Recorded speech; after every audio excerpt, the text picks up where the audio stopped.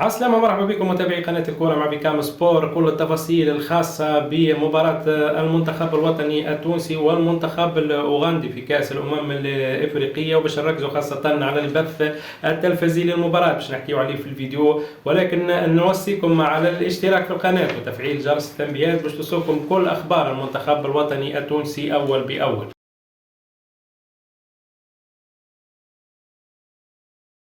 يخوض المنتخب الوطني التونسي أولى مبارياته اليوم في دوري المجموعات من الكأس الإفريقية مواجهة أوغندا في المباراة الافتتاحية، واللي باش تنطلق على الساعة 9 مساء بتوقيت تونس. المباراة هذه باش تكون منقولة على بين سبور ماكس 1 2 3، وكذلك عديد القنوات المشفرة والمفتوحة اللي باش تنقل المباراة، كذلك قناة تورتيام المالية والرياضية المغربية باش يعديوا المباراة هذه بصفة مجانية، ولكن لازم ضبط الترددات، ولازم يعني الريسبتور يعني بلغتنا احنا يكون متعدد الاختصاصات واللي ينجم يلتقط القنوات. نحكي خاصة على الرياضية المغربية اللي تعتمد تقنية التي ان تي أرضية في المغرب، يمكن التقاطها في تونس.